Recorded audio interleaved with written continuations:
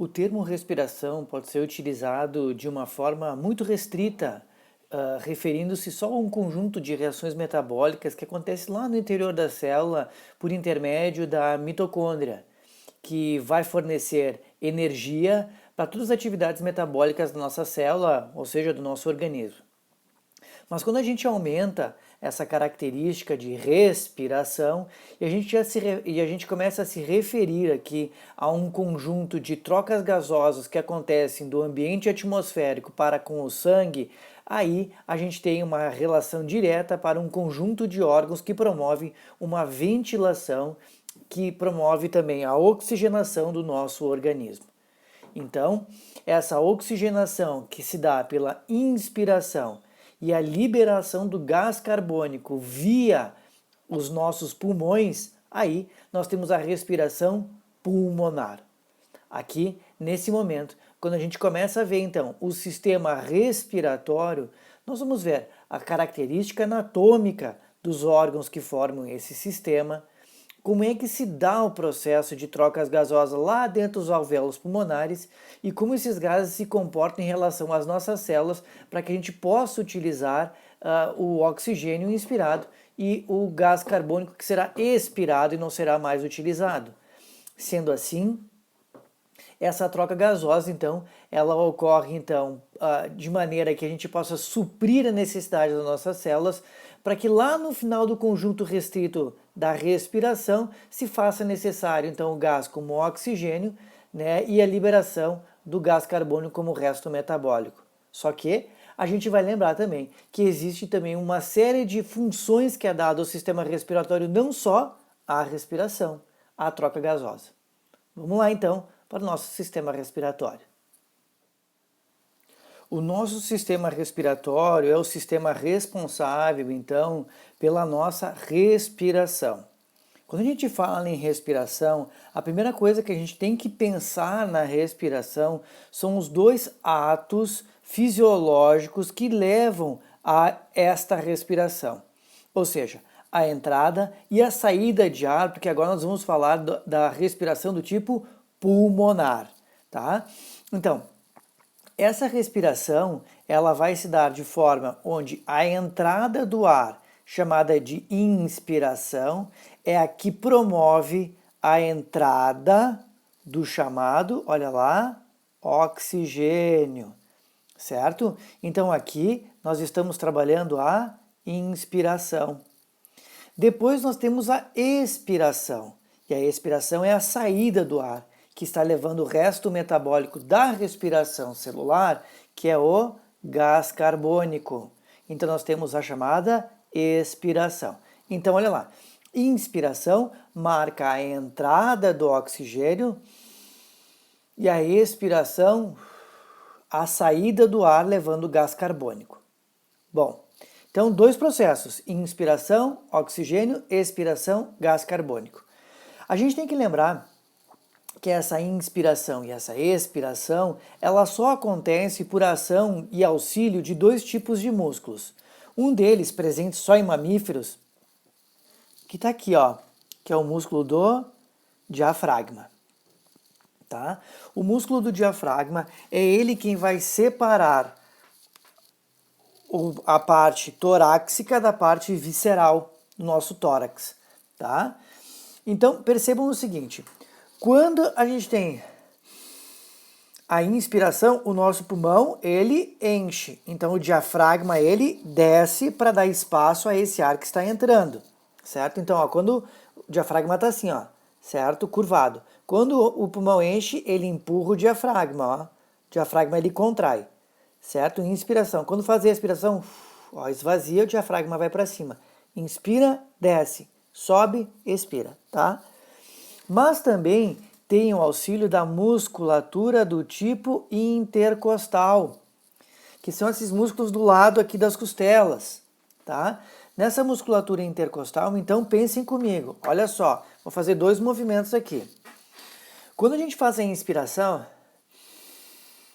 veja que a gente expande a caixa torácica, certo? Então, quando a gente, vou vir mais para trás, ó, quando a gente expande a caixa torácica, vou erguer um pouquinho mais aqui. Aqui. Quando a gente expande a caixa torácica, veja, o diafragma desce e a musculatura intercostal sobe, ó. Expiração é o contrário, ó. Desce. Então, se eu falar em mecanismo de setas, certo?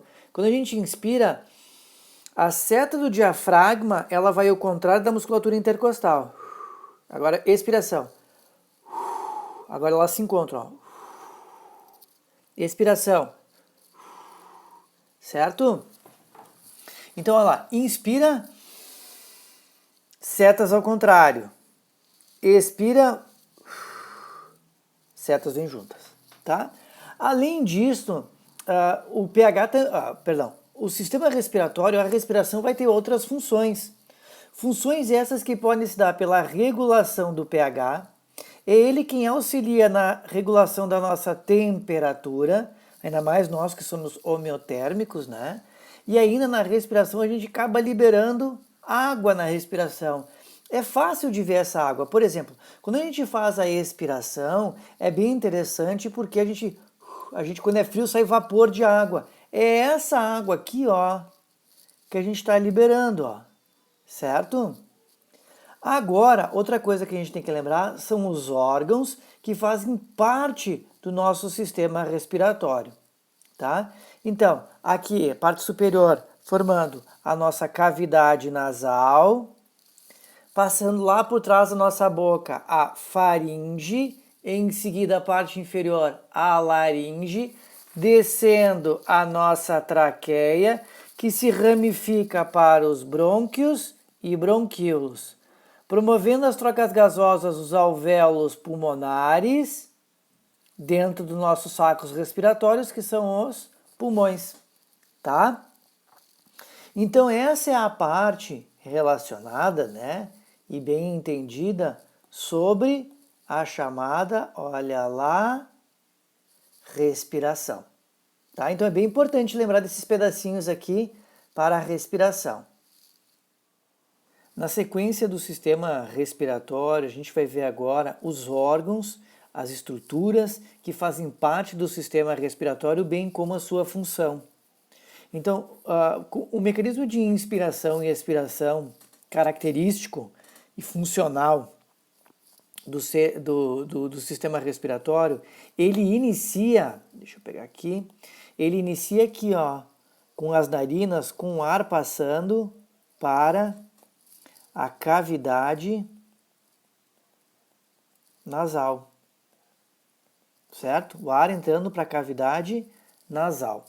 Lá dentro da cavidade nasal, existem duas expansões ósseas, tá? Essas duas expansões ósseas que vão receber a denominação de coanas. Bom, qual que é a função das coanas, né? Elas que vão aquecer, então ele aquece, ele filtra, auxilia a filtrar, né? E auxilia a umedecer. Umedece o ar inspirado, tá? Esse ar inspirado. Aí esse ar agora, ele vai passar por uma estrutura comum ao sistema digestório e respiratório, que é a faringe. E em seguida, lá embaixo, também a laringe. Bom, essa laringe aqui, ela tem algumas características, tá? A primeira delas, ela separa o sistema digestório do respiratório.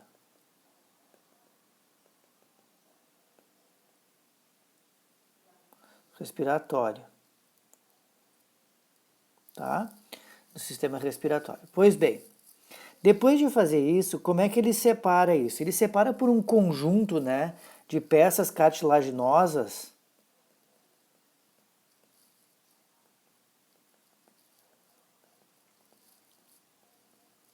essas peças cartilaginosas que a gente vai denominar elas de, deixa eu escolher uma cor aqui interessante, de glote.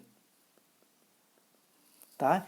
Eu expliquei lá no sistema no digestório, procura aí o vídeo, ó, que tem uma válvulazinha, fica aqui nessa região aqui, ó, do nosso pescoço, tá? A gente vê ele aqui. Esse conjunto de peças cartilaginosas aqui. Então, em cima ele vai ter uma válvulazinha da glote, que é epiglote, ó.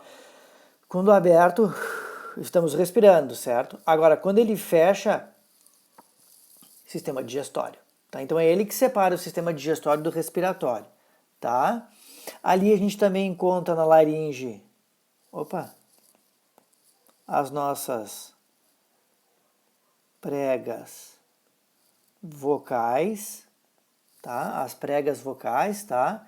Que são um conjunto, né, de músculos, né, um tecido muscular que serve para a vocalização.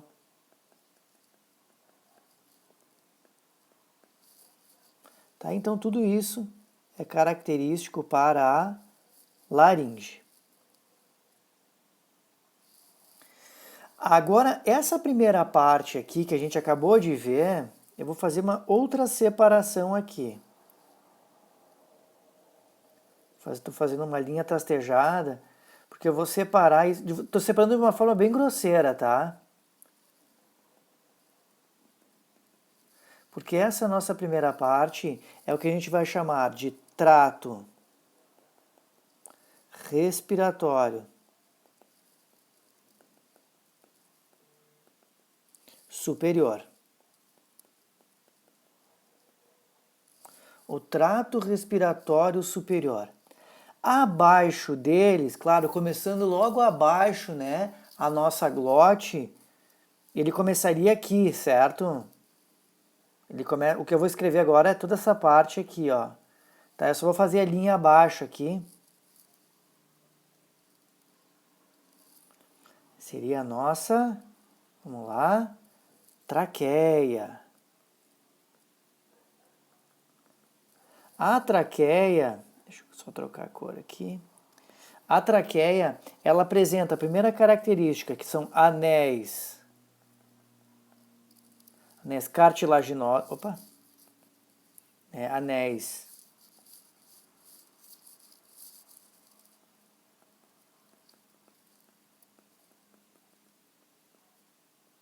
anéis cartilaginosos, e também ele é revestido por um epitélio,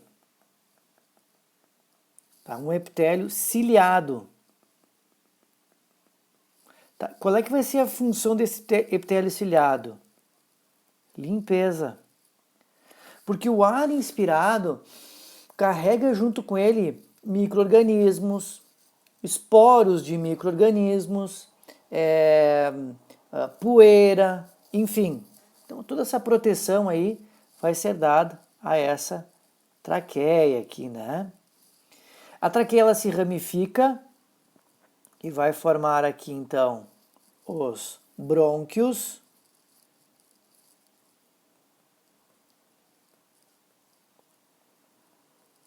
que se ramifica mais ainda, né, aqui, ó, e formam deixa eu só fazer esse último aqui que ficou ruim. Aqui, ó, que vai formar os bronquíolos. Brônquios e bronquíolos, eles se inserem dentro desse saco de natureza esponjosa, que é o... Eu vou fazer com uma outra cor ele aqui.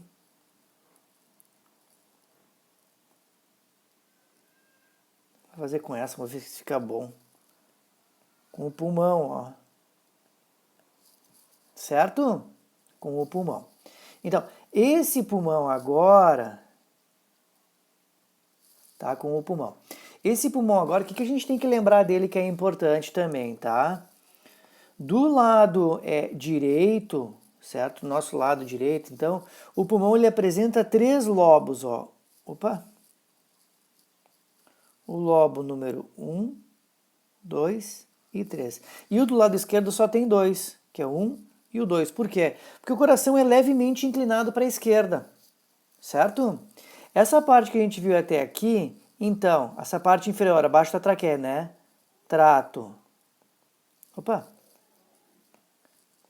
trato respiratório inferior. E aqui no nosso esquema eu ainda coloquei auxiliando a respiração, aqui embaixo, ó, o músculo que é o diafragma. Certo? Lembrem-se que, interessante a gente lembrar, ó, que brônquios e bronquíolos se inserem no pulmão, tá? Bem importante isso. Tá, só que daí tá faltando uma parte aqui, ó, que seria aqui, ó, no final dos bronquíolos tem umas arvorezinhas respiratórias aqui, ó, que são os alvéolos pulmonares. O que a gente vai fazer agora? Eu vou fazer um aumento dessa parte, a gente vai ver só a função ali relacionada, então, aos chamados alvéolos pulmonares. Tá? Então, essa é a parte anatômica, né? Se a gente faz um aumento, assim, ó, dos alvéolos pulmonares, a gente vai ver, né, que ele vai apresentar umas ramificações, e ele parece um cacho de uva, assim, ó, tá? Mas eu vou fazer um desenho melhor dele, né, porque ele vai estar tudo isso inserido também aqui dentro do pulmão, tá? Esses alvéolos pulmonares que serão responsáveis, então, daqui a pouquinho, pela chamada troca gasosa, que é a hematose, né? Na sequência aí da nossa aula. Para que haja respiração pulmonar, lá no final da parte de brônquios e bronquíolos, há uma comunicação direta do sistema respiratório para com o sistema circulatório. Por quê? Porque a gente pode ver nesse nosso desenho aqui, ó, desenho que eu fiz aqui, que aqui é o final dos bronquíolos, que tem então a terminação, que são os alvéolos pulmonares. Então, olha lá, os chamados, né, alvéolos pulmonares, né? É nesse local que acontecem um dos processos mais importantes do sistema. Processo esse, que é um processo conhecido como hematose. E a hematose é o processo de trocas gasosas, né, que acontecem aqui, ó. Se eu fizer um aumento, né, eu peguei e fiz um corte aqui do vaso sanguíneo, ó, aqui em vermelho os vasos sanguíneos, então eu fiz um corte com a parede, né, do alvéolo aqui, certo? Então, ó, vou repetir aqui meu desenho, só diminuir a letra, né? Então aqui, ó, o alvéolo pulmonar. Nossa, ficou ruim esse pulmonar. Aqui, ó, pulmonar. E este, ó, é o capilar, ó. E aqui dentro, as hemácias, que são as células responsáveis pelo transporte de gases, né? Então, o que acontece aqui, para a gente lembrar? O processo de hematose é quando essas hemácias elas conseguem absorver o oxigênio, mas elas devolvem, não sei se aparece com essa cor aqui, eles devolvem, ó, o gás carbônico. Então, no processo, para a gente lembrar disso, tá? Bem importante. No processo de inspiração, tá? Neste processo de inspiração, 100% deste oxigênio inspirado, ele vai ser transportado via as hemácias, tá? Via as hemácias. E aí você vai lembrar aqui também que esse complexo oxigênio mais a hemácia, que lá dentro tem a hemoglobina, tá? Tem a hemoglobina, ele vai formar um complexo chamado oxihemoglobina, que basicamente era o que a gente viu assim, ó, era o HbO2, tá? Oxihemoglobina. E aí, esse oxigênio ele é transportado lá dos alvéolos pulmonares, né? na pequena circulação, ela é transportada agora para o coração, que vai fazer a grande circulação e passa a oxigenar os tecidos. Lá nos tecidos acontece a troca gasosa, né? As células absorvem o oxigênio e liberam o gás carbônico como resto metabólico da respiração celular. E esse gás carbônico agora ele é um problema. Por quê? Porque nem todo o gás carbônico ele vai ser transportado, nem todo gás carbônico ele vai ser transportado via a hemácia. No processo de expiração tecidual, olha o que acontece aqui. De 5 a 7% do gás carbônico da expiração, ele fica simplesmente dissolvido no plasma sanguíneo, mas na forma de CO2. Mais ou menos 23% vai se ligar lá com a hemoglobina nas hemácias e vai formar aqui aquele complexo chamado carbohemoglobina, tá? Agora, o grande vilão da história está aqui, ó. Por quê? 70%, mais ou menos 70% do gás carbônico liberado da expiração tecidual, que agora vai vir para o coração e para depois passar pelo processo de hematose, ele faz o quê? Ele se transforma num chamado íon bicarbonato, ó. E esse bicarbonato fica dissolvido no plasma sanguíneo, tá? Mas agora a gente vai entender como é que esse bicarbonato se forma na hemácia, tá? Que é a próxima parte da nossa aula. Na sequência da nossa aula, então, a gente vai entender que depois do processo de hematose, que a hemácia agora ela está carregando, está transportando 100% do oxigênio inspirado até os tecidos, bom, o que acontece com essa hemácia e a troca gasosa nos tecidos? Por isso que a gente vai entender agora a troca gasosa tecidual e o mais importante, em relação ao gás carbônico. Por que em relação ao gás carbônico? Porque para o oxigênio não tem problema, né? 100% do oxigênio é transportado via as hemácias. Então o que acontece com ele? Quando ele chega nos tecidos, este oxigênio, olha o que acontece com ele. Ele chega e ele é liberado para os tecidos, o oxigênio. Mas o gás carbônico absorvido, você deve lembrar que é mais ou menos de 5 a 7%. O que acontecia com ele? Ficava dissolvido no plasma. Mais ou menos uns 23% se ligava à hemoglobina e formava o complexo carbohemoglobina. O grande problema, que é a parte dessa nossa explicação da aula de agora, é o que acontece com aqueles restantes mais ou menos 70%. Tá? Então, esse gás carbônico que eu estou simbolizando aqui é o referente aos 70%. Tá? O que acontece com ele? Quando ele entra na hemácia, ele se liga à água. Tá? Então, só lembrando, eu estou tratando aqui de uma hemácia. Ó. Tá? E essa hemácia está fazendo a troca gasosa nos tecidos. Então, esse gás carbônico, ao se juntar à água, o que ele vai formar aqui? Ó? Olha lá, H2, deixa eu fazer maior aqui. H2CO3. O que é isso aqui? É o chamado ácido carbônico.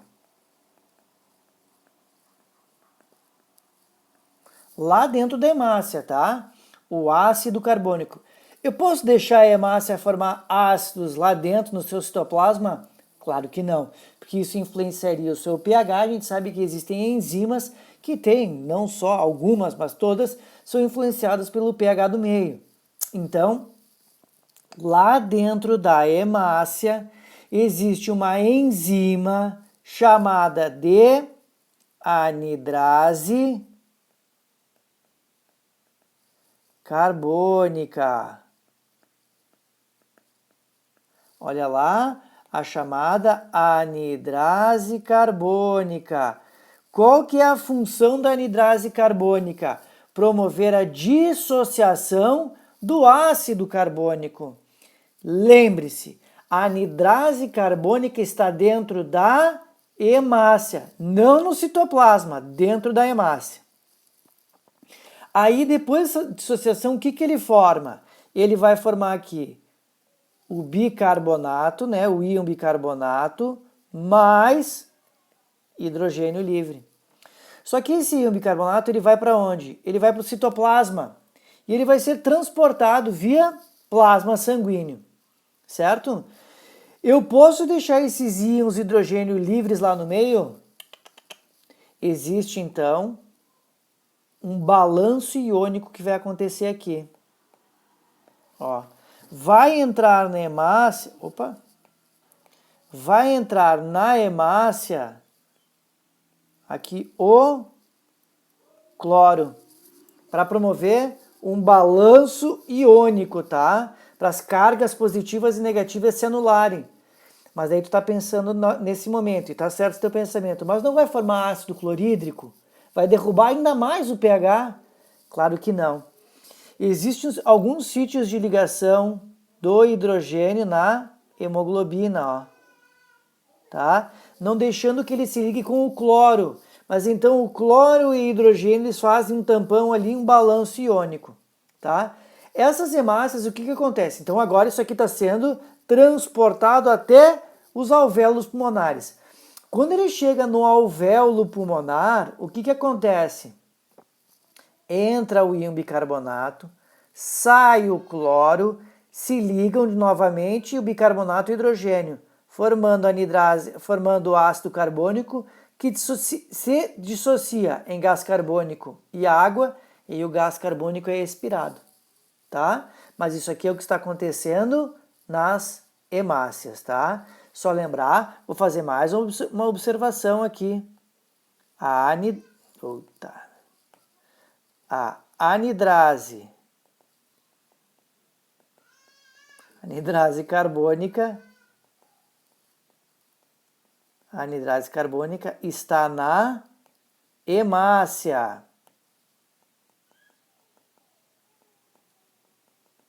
Qual que é a função dela? A quebra do ácido carbônico, tá? Então essa é a função e ela está lá dentro da chamada hemácia. Tá aqui ela, a anidrase carbônica, tá? Então nesse momento a gente encerra aqui a parte relacionada então ao sistema respiratório. Um bom estudo para vocês.